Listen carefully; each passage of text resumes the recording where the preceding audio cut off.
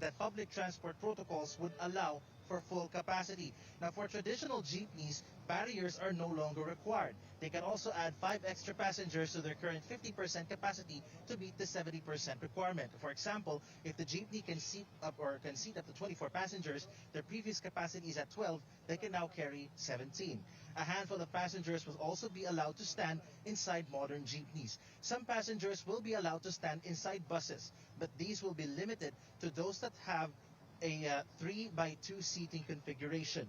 Trains, meanwhile, will now be allowed to carry more passengers. But authorities say they will deploy marshals to ensure physical distancing will be followed. Transport Assistant Secretary Stephen Pastor says these recommendations were done as the agency found no link between COVID transmission and public transportation. He adds, keeping the current 50% capacity in public transport does not address ridership demands, especially now that Metro Manila is under lower coronavirus restrictions. Mas maraming negosyo ang pinayagan na magbukas at mas marami rin po ang ating mga kababayan na lumalabas, kaya mataas na rin po lalo ang demand for public transportation. The Transport Department asked drivers to not use the surge in fuel prices as an excuse to load more passengers. The agency also said it will coordinate with the MMDA, local government units, and the PNP to ensure that capacity regulations are strictly implemented. Back to you. So, Paolo, we're having a long weekend because of the Undas holiday. And many are heading to the provinces, so how's traffic there right now? Well, Ruth, as you can see behind me, take a look. This is a portion of EDSA Balintawak here in Quezon City. The northbound lane, many red lights there. You can expect a slow-moving traffic up until you reach the Balintawak interchange. So for those of our kababayans who want to head home to the north, do pack some patience as we are expecting traffic buildups at least until you reach the entry of the North Luzon Expressway. Now on the other bound, the southbound lane, as you can see behind me, there is a smooth stretch of driving at least until you reach SM North EDSA. But just to be sure, do make adjustments to your travel time, especially at night. We understand that it's a long weekend and many of our kababayans are definitely gonna try and head home to their provinces or to different destinations for Undas. Back to you, Ruth. Our Paulo Barcelon there reporting. Metro Manila will stay under alert level 3 for the next 2 weeks. That's from November 1 to 14.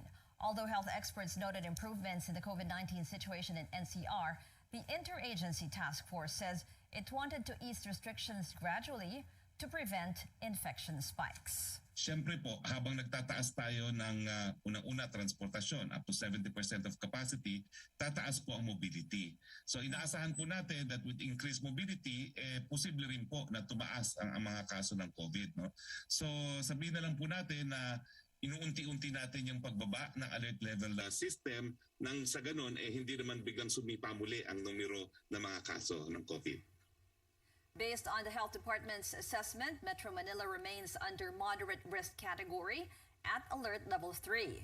The DOH explains even though the hospitalization rate is already at low risk and cases are declining, 6 areas in Metro Manila had an uptick in infections. The average daily attack rate, or the number of people getting infected per 100,000 population, is also at 7.4. It has to be below 7 before NCR may downgrade to alert level 2. Tinitignan natin kung maibababa pa ng tuloy-tuloy. Kapag bumababa pa ang mga kaso tuloy-tuloy hanggang sa 1 linggo, malaki ang posibilidad na bumaba rin ang average daily attack rate ng National Capital Region to less than 7.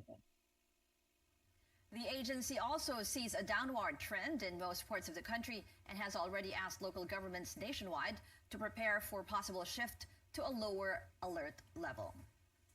Now, the government is also expanding the alert level system to more regions next month. So here are the classifications for the following.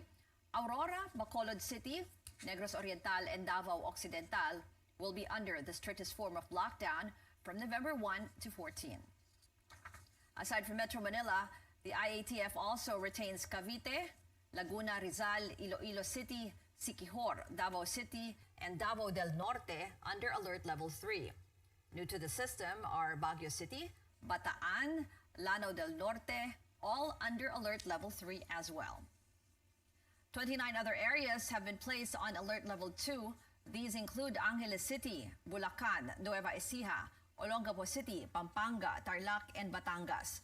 Also in the list are Quezon Province, Lucena City, Aklan, Guimaras, Iloilo, Bohol, Cebu City, Lapu-Lapu City, Mandaue City, and Cebu Province.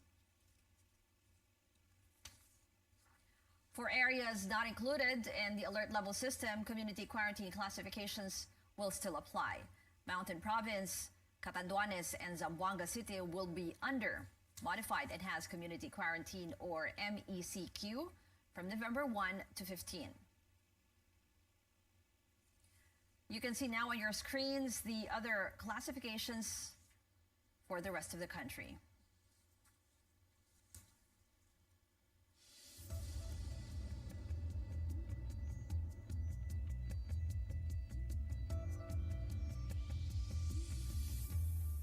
The country is on alert and still monitoring developments on a sublineage of the highly contagious Delta variant of the coronavirus.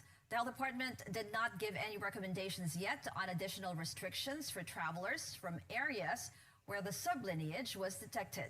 The agency says current protocols are working against the entry of variants. Sublineage siya ng Delta, and may assumption na baka parang Delta rin ang epekto nito. No one can ever be prepared for any type of variant. Kasi pinag-aaralan di ba? Katulad yung Delta variant, sabi nila ang transmissibility is this much. Sabi nila may immune escape this much. Pero hanggang sa ngayon pinag-aaralan, di ba? How much it has affected the vaccines, how much it has affected the different populations in the world. So how can you be prepared when science and evidences are continuously evolving? The AY42 sublineage has been tagged as variant under investigation in the United Kingdom after a recent rise in cases there. The UK Health Security Agency said this type of virus is slightly more transmissible than the original Delta variant.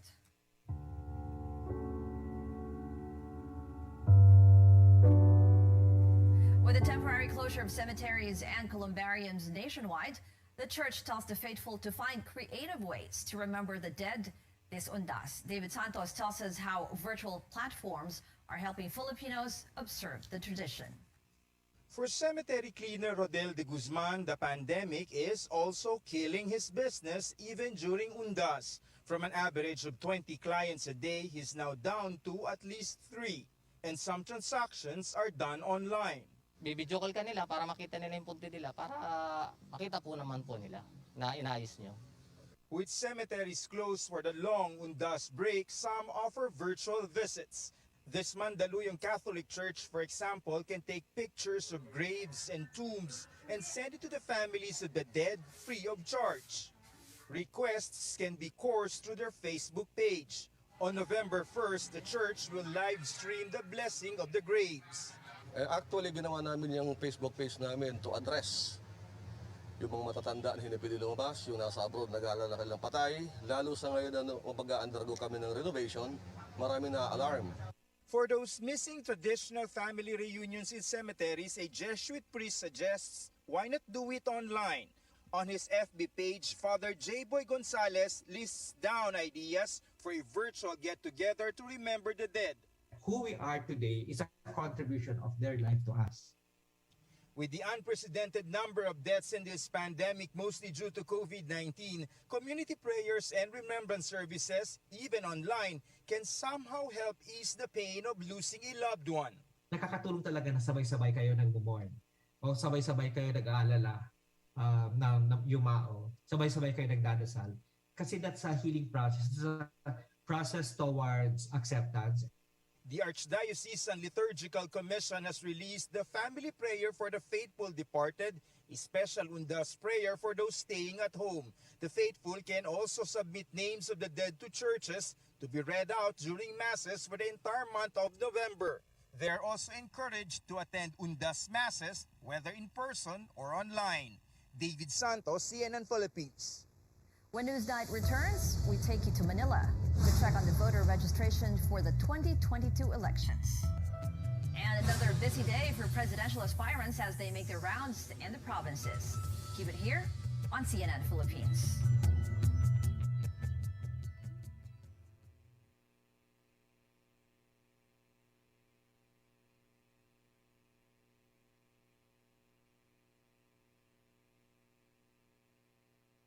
Sausaban sa quarantine. Padayon nato. O, anyari sa'yo? Ba't nakasimangot ka? Alam ko na. Masakit ang katawan mo, ano? Sa sobrang trabaho? O di kaya masakit ang ulo sa sobrang stress? Break ka muna. Hinga ng malalim at imasahe ang ulo mo gamit ang Herbalaya Liniment Oil. Ako rin ganun eh. Kaya pag mataas ang tensyon sa trabaho, mag-Herbalaya break ka muna. Herbalaya Liniment Oil. Amoy na kaaya-aya sa bawat pahid.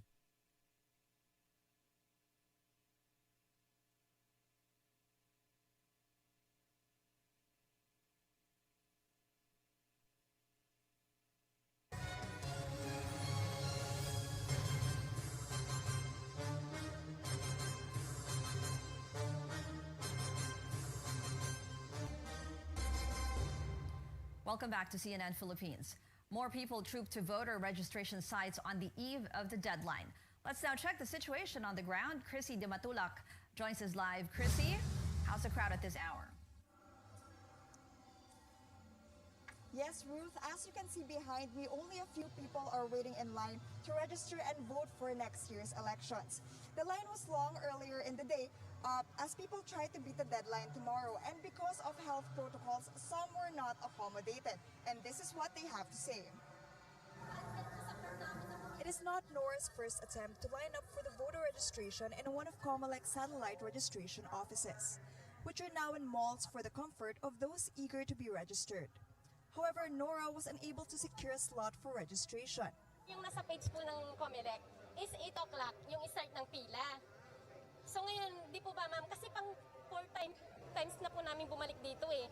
Nung nakaraan, sabi po ng pulis na nakausap ko dito naka-duty, sabi niya ma'am, punta na lang kayo ng madaling araw para kumuha ng number. City Aina, on the other hand, questioned the election officer on why their slot was forfeited. According to Aina, she and her friends were given slot numbers. But due to the lengthy waiting time, they left the queue to do personal errands. When they came back, they were no longer accommodated. Sabi nila hanggang 8 lang yung 8 a.m. dapat nandito na para pumila. Pero yung iba hanggang 7 p.m. nakapila na po. Tapos kami 4 a.m. na kami pumunta. Naglakad pa kami mula Quiapo hanggang dito po. Tapos wala din kami nadatnan. Hindi po kami makakapunta bukas kasi exam po namin sa madrasa. Kaya parang wala kaming time para isingit pa to. This is the last chance para lang makapag-register. Tas ganito pa po yung nangyari. According to the Comelec officer in the area, these kinds of situations are unfortunately inevitable given the strict health protocols. Only 400 registrants are allowed to enter a Comelec satellite registration office per day.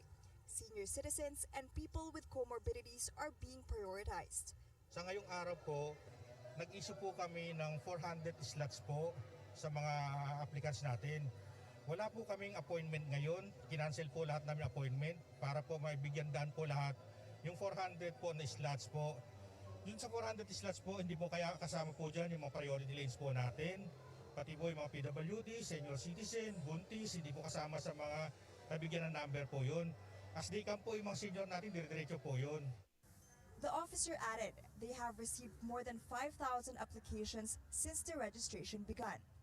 They are expecting more people will attempt to make last-minute registrations on Saturday, which is the last day.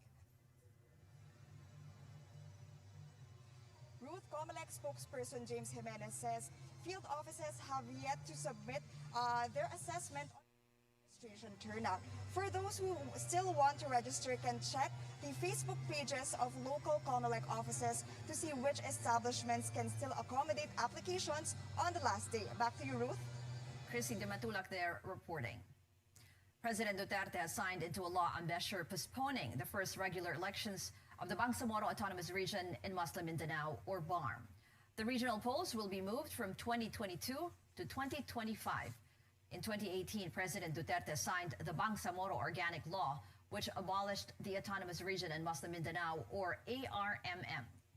Sang-ayon po sa batas nito, binibigyan ng kapangyarihan ng ating presidente na mag-appoint ng hanggang 80 or 80 new interim members of the BTA who shall serve until June 30, 2025 or until their successors shall have been elected and qualified.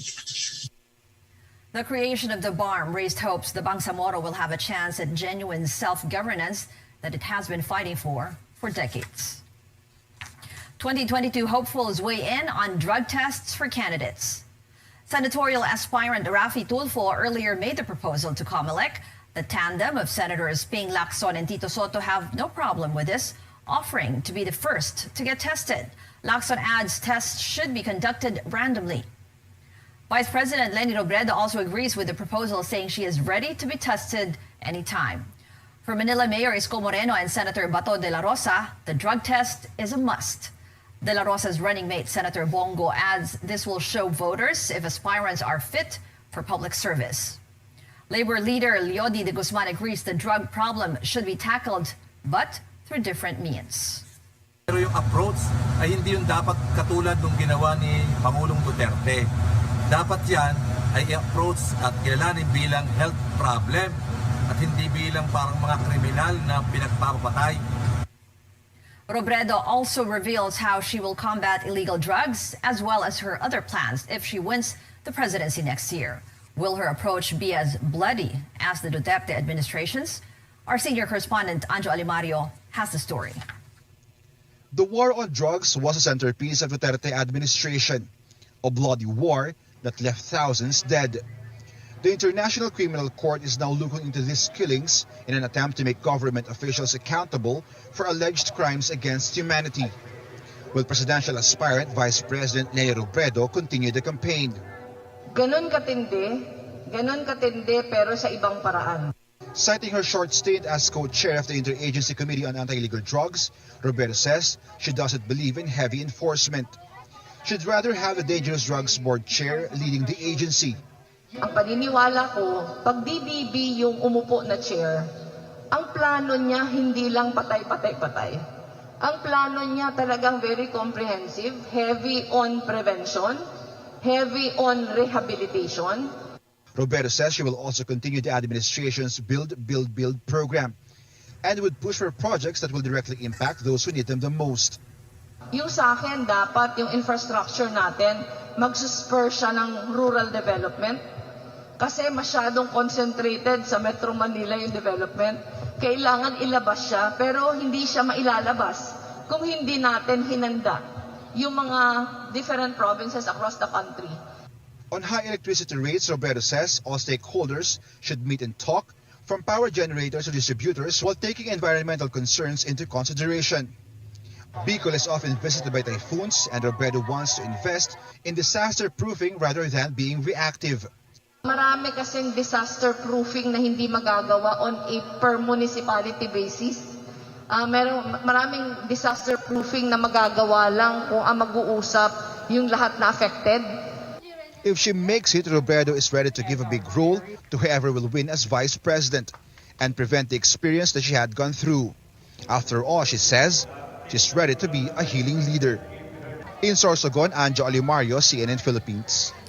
While Robredo is in Sorsogon as part of her visit to Bailiwick, the Bicol region, other presidential aspirants also made their rounds in different provinces today. Senator Manny Pacquiao went to Toledo City in Cebu, where he gave gasoline assistance to 300 tricycle drivers. His visit drew a huge crowd where physical distancing was seemingly not observed. Pacquiao has been criticized for previous gatherings in other areas where health protocols were also allegedly breached. Manila Mayor Isko Moreno, meanwhile, met supporters in Quezon City. Moreno vowed to continue the Build, Build, Build program, but focus on projects involving housing, hospitals, and schools. He adds it's time someone not from elite clans take the reins. Lacson also went to Pampanga to talk to local leaders and residents. Still ahead on Newsnight. Social media giant Facebook is going meta, literally. The group changes its company name amid controversies. And singer Ed Sheeran finally drops his new album. He shares the inspiration behind Equals when we return.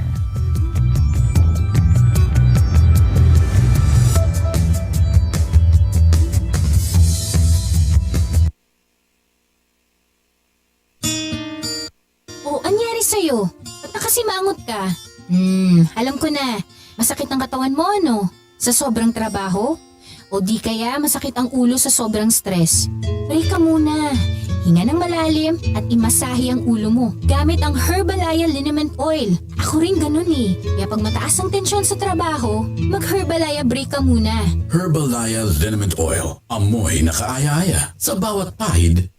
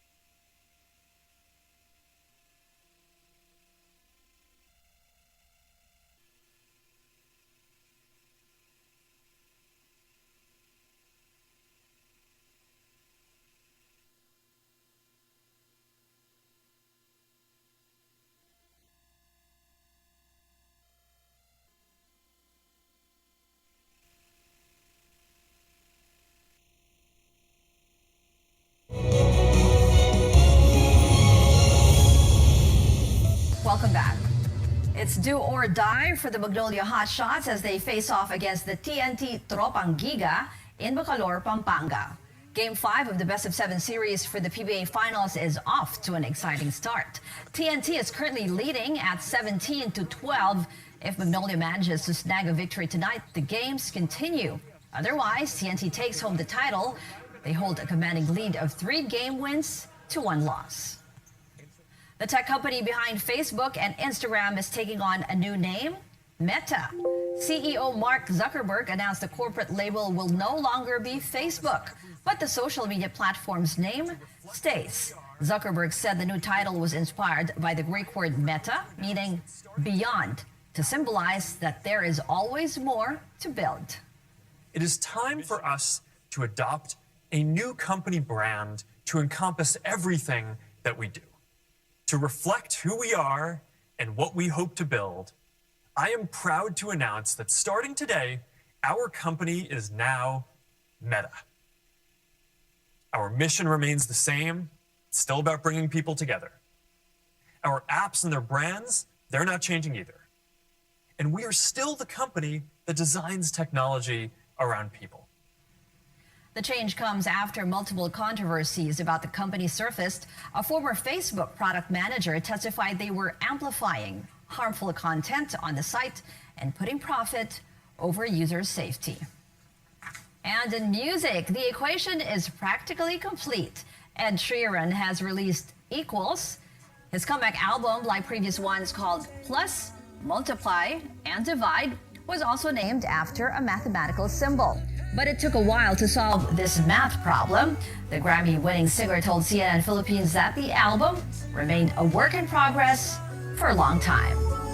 You know, I started it in 2017, so I mean, it's been a long process since then. But I think as soon as the pandemic hit, and then my daughter was born, and then my friend died, and then I turned 30, in that period was the most inspiring time. I had so many different songs come out in that time. No, I've been speaking to, there's a guy, Danny Filth, who's the lead singer of Cradle of Filth, and so I've been speaking to him about doing a collaboration with Cradle of Filth. I think it would be like a charity thing if we do it, but yeah. Equals features chart-topping hit Bad Habits and 14 other tracks. And before we go, after the success of A Star Is Born, pop icon Lady Gaga is taking on a fashion-filled crime drama. CNN's David Daniel gives us a look at its latest trailer on the Hollywood Minute. I don't consider myself a particularly ethical person, but I am fair. I subscribe to unconventional punishments. Lady Gaga takes charge in the new trailer for House of Gucci. Director Ridley Scott's juicy fashion murder drama is based on the true story of Patrizia Reggiani, who hired a hitman to kill her ex-husband, the former head of the Gucci fashion empire. House of Gucci opens in theaters November 24th. To begin with, you take a deep breath. Variety reports that Benedict Cumberbatch will play real-life Russian spy Alexander Litvinenko in the upcoming HBO limited series Londongrad. The former FSB agent and Kremlin critic was killed by poisoning with a radioactive isotope in England in 2006.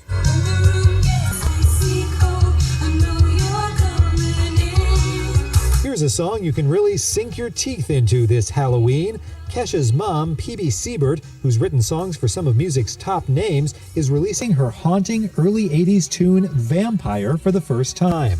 Siebert discovered the recording of the spooky song in a dusty box in her basement this year. The dead live! In Hollywood, I'm David Daniel. It's 57 days before Christmas, and that's it for tonight. I'm Ruth Cabal for Newsnight, where we go above and beyond the headlines.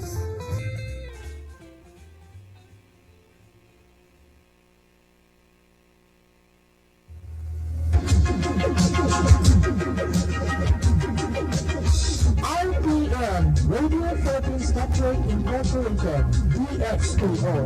Presence sa uso sa bayan sa inyong radyo. RPN DXKO, ang radyo ronda dili sa Nagbayan sa Cagayan de Oro. Sidyahan na may galaon sa katawan, andam o serbisyo sa tanan.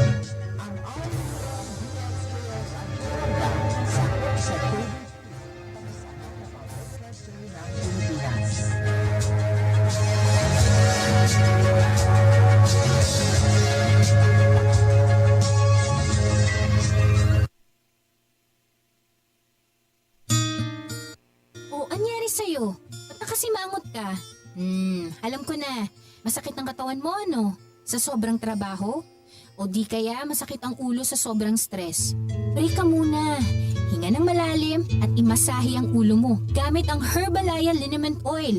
Ako rin ganun eh. Kaya pag mataas ang tensyon sa trabaho, mag-Herbalaya break ka muna. Herbalaya Liniment Oil. Amoy na kaaya-aya sa bawat pahid.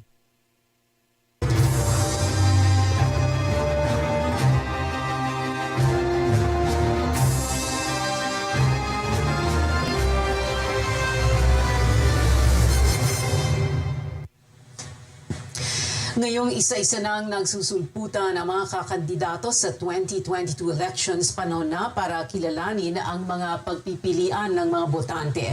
Isa sa inaasahang tatakbong senador ang kilalang TV presenter na si Raffy Tulfo. Matapos ang higit 2 dekadang career sa broadcast, nagpaalam si Tulfo sa kanyang public service program. Formal siyang naghain ng COC nitong weekend.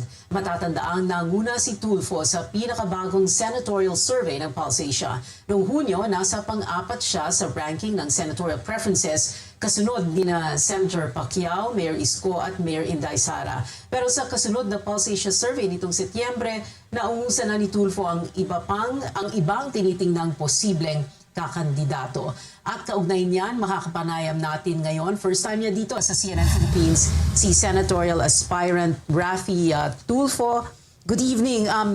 Okay lang ba? Is it okay if I call you Raffy or would you like Mr. Tulfo? Okay lang. Yeah, Raffy is okay. Raffy. Good evening. Okay, thank you very much, Raffy, for joining us tonight. So, wow you tied with Alan Cayetano ranking 1 to 2 sa Pulse Asia September 6 to 11, and then like we said earlier, no, yung June survey ranking nyo is 3 to 6. What do you attribute this to? Is it your, some people say your brand of public service, your brand of justice, getting things done, your popularity dahil kilala ka, no? You're a TV personality. Pangalawa lang siguro, PA, yung popularity. I think it's more of yung tiwala ng taong bayan sa akin, yung tiwala ng mga tao na malapit sa akin para idulog ang kanilang mga problema na mabilis ko naman na-actionan. So, hindi natin pwedeng lukoyin yung mga tao. Alam naman talaga nila kung ano yung taong nagsisilbi sa kanilang tunay o nagsisilbi-silbihan lamang. In my case, nakita nila na talagang merong sincerity ako sa pagbigay ng solusyon sa kanilang mga problema, sa pagpakinig sa mga dinudulog nila sa akin. Okay, so parang the idea that you get things done, yung tinatawag na brand of justice of Raffy Tulfo, is that it? Yeah, Another thing that I would like to point out, Pia, kasi RTIA is a product of a broken system in government. Marami kasi mga maling sistema na hindi maganda na nangyari sa gobyerno. Kaya yung mga tao, sawang-sawa na pagod na sa kalalapit sa mga gobyerno, sa mga taga-gobyerno na pinaikot-ikot lamang sila, that's why they come to me. Now, kung maayos sana ang pamamalakad ng ating mga taga-gobyerno, hindi na nila kailangan ng RTIA, hindi na nila kailangan ako. Okay. It seems to be na parang you're so focused on that, ano, na para bang ang gusto mong gawin is to help people, to get them the justice they deserve as far as you're concerned, to address their needs right away. Is this something that you will do, that yung gagawin mong batas? What are you going to do to, like you said, kasi you want to help people, you want to protect them. So what is it as a senator that you can do for them if you do get elected? Okay, thank you, Pia, for that question. Now, ang advocacy ko ay tatlo, Pia. Ito yung araw-araw na mga problema na ikwentro ng aking action center na nakakausap ko na binibigyan solusyon, OFW, labor, and family. So, dyan talaga magiging center ng aking advocacy, ng aking legislation to make sure na darating yung time na yung RTIA ay hindi na kailangan. Kumbaga maging paso na because nakapagpasa na ako before the end of my term kung papalarin na mga komprehensibong mga legislation that would really solve all these problems na inilapit sa akin na mga complainants ng OFW, labor, and family. Alam mo, Rafi, siyempre yung candidacy mo or yung magiging candidacy mo and you're having filed a COC and you yourself as a personality, you are not without controversy. You're a very controversial guy. There are a lot of people who say good things about you. There are a lot of people who say bad things about you also. And I'm sure you know that, no? And then lately, napapansin ko, if you search your name on social media, there's a lot there about people canceling you. Alam mo na yun, di ba? Yung kina-cancel ka, yung nag-unsubscribe sa YouTube channel mo. What is that all about? Okay, well, first of all, yung pag-unsubscribe nila, yan, Pia, ay isang option sa YouTube na available doon sa mga tao na ayaw na mag-subscribe sa isang channel for whatever reason. So I think these people are just practicing that option or using that option. Now, nagkaroon kasi ng misinformation tungkol sa nasabi ko sa isang pronouncement ko sa aking programa. Pinag-aaway lang ako nitong mga taga-DDS na dati naman, member din ako ng DDS. Siguro hindi na nagustuhan ang tunay talaga nilang reason kung bakit. I think it's not about ABS-CBN. I think it's about they thought me running against the president as VP ni Senator Manny Pacquiao na hindi naman totoo. At doon nag-umpisa yung galit nila, doon nag-umpisa yung pagbabash nila, doon na nag-umpisa yung pagpapakalat nila ng mga maling impormasyon. Okay. All right. I have a few questions, Rafi, before we go to a break. No, of course, pag senador ka, hindi ka naman part ng executive branch of government, and therefore you cannot really run government, and you won't be able to, implement policy, for example. But of course, the biggest question today is how the next administration, how the legislature in the next administration will be handling or will want to see the health crisis handled differently. Because of course, ang pinag-uusapan, balancing lives and livelihood and lockdown. So how do you want to see the health crisis, the pandemic managed better? Okay, let's talk about the future, Pia. Sa ngayon, nakikita natin maraming mga maliliit na kumpanya, small business and medium enterprises na nagsarahan. Kasi yung ating economy ngayon, if you remember, if you know, na based on what we call is yung consumer-based economy. Yan ay dahil umaasa, nakasandal yung ating ekonomiya sa mga remittances ng ating mga OFW. At nakikita mo naman, marami sa ating mga OFW na papauwi na. So, pag ako'y nasa Senado, I will introduce legislation na para magkaroon tayo ng konting shift going to a production-based economy. At ano yung production-based economy? Napakayaman piya ng ating bansa sa natural resources. Nandiyan yung coconut, nandiyan yung cacao, sugar, banana, and so many other agri-products na bakit natin hindi i-develop yan. So I would come up with legislation na to encourage companies, corporation na mag-invest sa ganitong klaseng endeavor, corporate incentive, tax incentive na mabibigyan sila. That way, it will generate employment and at the same time, it will generate revenue for our country. Corruption, of course, systemic. No? It's like a given already dito sa Pilipinas. What would be, again, syempre, lawmaker ka, no? But what kind of strategies would you like to see the next administration to really combat corruption? Yung parang matapos na talaga ito. And would you, for example, in the future, merong erring official, no? Would you like to see them reappointed or would you like to see them fired? Well, of course, I would like to see them fired. First of all, I would like transparency in government. Yan kasi naiinkwento ko ngayon na problema even in my line of work kapag ako'y tumatawag sa mga iba't ibang ahensya ng gobyerno para ilapit yung tulong ng mga lumalapit sa akin, mga kababayan natin. Walang transparency. Nagtatago sila. Kuminsan, pag tinatanong ko, bakit hindi na-action itong problema ito, tinatago nila.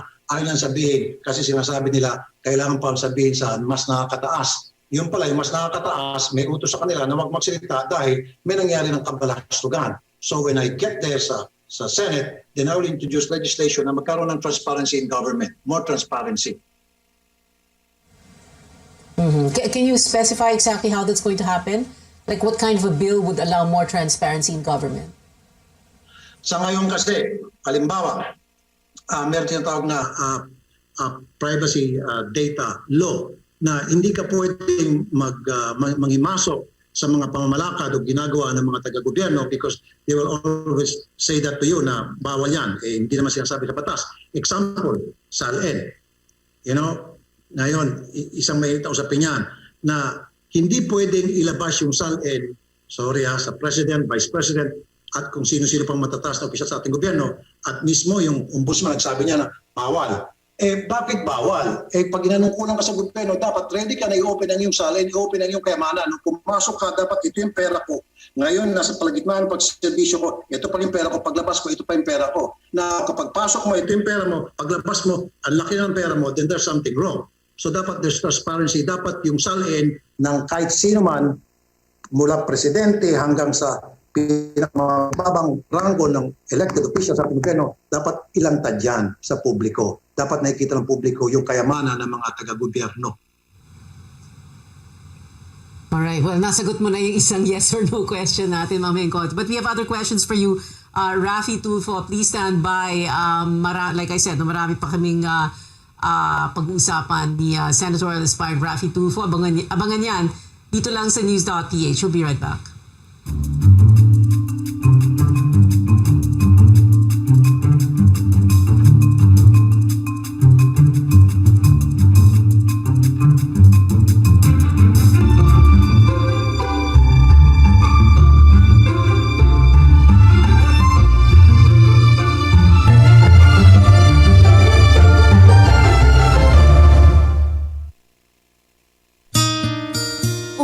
Sa'yo, ba't kasi mangot ka? Alam ko na, masakit ang katawan mo, ano? Sa sobrang trabaho? O di kaya masakit ang ulo sa sobrang stress? Break ka muna. Hinga ng malalim at imasahe ang ulo mo gamit ang Herbalaya Liniment Oil. Ako rin ganun eh. Kaya pag mataas ang tensyon sa trabaho, mag-Herbalaya break ka muna. Herbalaya Liniment Oil. Amoy na kaaya-aya sa bawat pahid.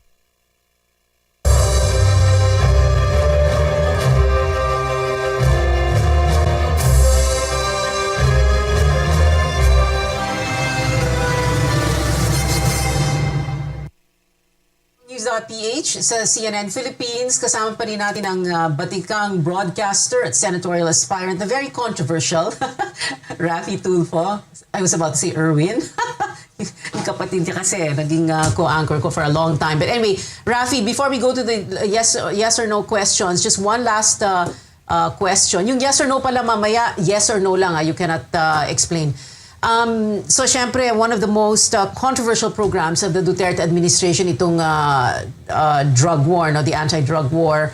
Are you in favor, in the next administration, are you in favor of another ironclad, no-nonsense anti-drug policy? You know, would you fight the war on drugs the same, or would you want to see the war on drugs fought the same way it was fought during this administration?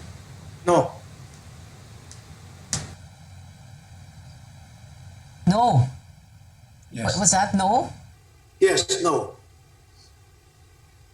Kasi marami na mamatay. So, no, it's okay. Hindi naman yes or no question yan. You can explain. You can explain muna. So, you're saying na hindi pwedeng ganon ulit? Kasi dapat this time magkaroon ng due process. Dapat ma-observe natin yung karapatang pantao ng kahit sino man, whether is a suspect or whether is a criminal. Meron din karapatan siya. At lalong-lalo na, huwag dapat siyang pinapatay. At kung meron mang problema sa isang addict, meron naman tayong mga tinatawag na rehabilitation centers na pwede natin sila iparehab. Okay. Alright. So you're saying para bang we should take a medical approach also. It's a public health approach din dapat. Ganun ba? Yes. Kasi ang nangyayari ngayon, Pia, pag na-identify lang ang isang taong gumagamit ng droga, kahit na hindi pa, delikado, nakakatakot, at baka merong mangyari na sa taong yun. Why don't we focus instead more on yung sa health issue, sa rehabilitation? Why don't we focus on that? How to treat these addicts na para magkaroon pa silang pag-asa magbago sa kanilang buhay, para sa kanilang pamilya. Okay. Interesting to hear you say that. Okay, ito na yung mga yes or no questions. Like I said kanina, the question about the SAL-N, you already jumped into that earlier. So there are a few other yes or no questions. Again, like I said, no explanation, yes or no. Do you support lifting foreign ownership limits in the Constitution? Yes. Do you favor the reimposition of death penalty? The death penalty for drug-related crimes? No. Can I add a little bit? Because only the poor are the ones who are convicted. Because the rich people, they get away with it most of the time. Pag may pera ka, natatakasan mo. Pag yung pulubi na walang pera, yun talagang palagi nadidiin. Yun palagi ang nabibiktima. Well, not really victim. Sila talaga yung palaging nakukulong. Kahit na walang kasalanan, nakukulong sila. At sila yung nabibitay. Okay. Yeah, a little bit.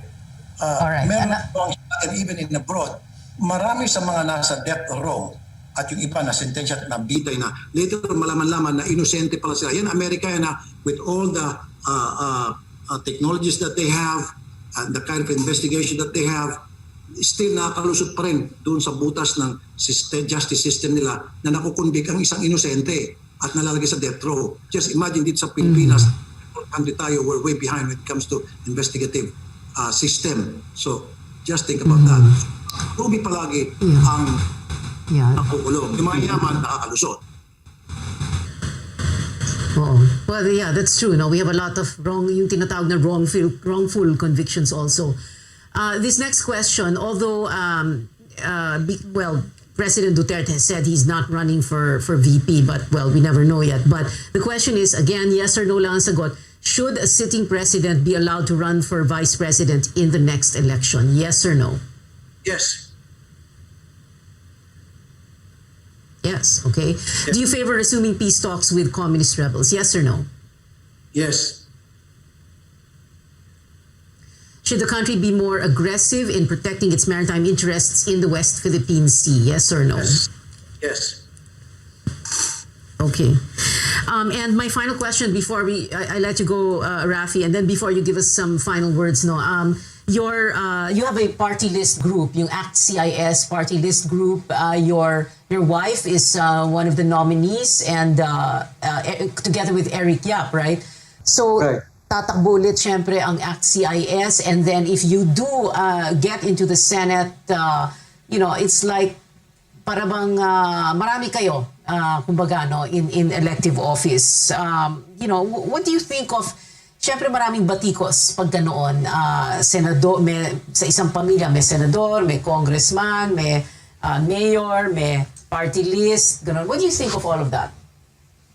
Pia, ganito yan eh. Why should we let the people decide kung payag ba sila na senador ako at yung wife ko congresswoman, na kung ayaw na nila na magkaroon ng dalawang tulfo sa politics, then huwag nilang iboto ang isa sa amin or huwag nilang iboto kahit na sino sa amin.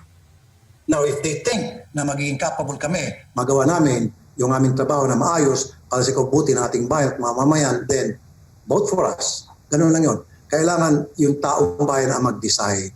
Silang bahala mag-isip at mag-decide pagdating sa halalan kung kailangan bang iluklok ang katulad ko at kapamilya ko. It's all up to them.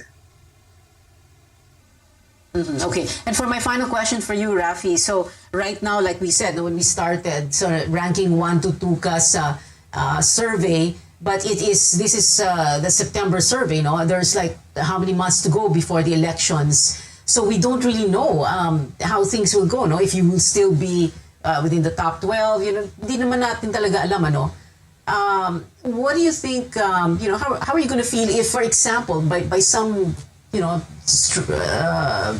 stroke of I don't know what, bad luck or something, biglang you don't make it, no, you don't get into the Senate. How would you feel about that?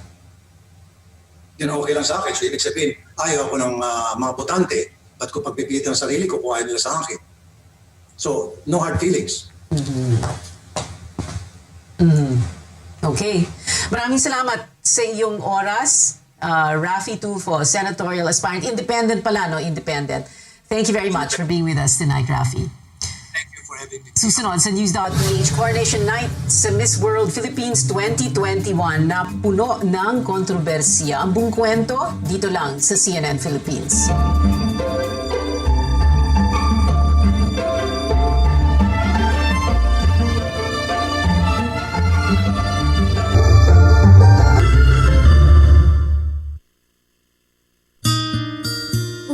Sa'yo, ba't nakasimangot ka? Alam ko na, masakit ang katawan mo, ano? Sa sobrang trabaho? O di kaya masakit ang ulo sa sobrang stress? Break ka muna. Hinga ng malalim at imasahe ang ulo mo gamit ang Herbalaya Liniment Oil. Ako rin ganun eh. Kaya pag mataas ang tensyon sa trabaho, mag-Herbalaya break ka muna. Herbalaya Liniment Oil. Amoy na kaaya-aya. Sa bawat pahid,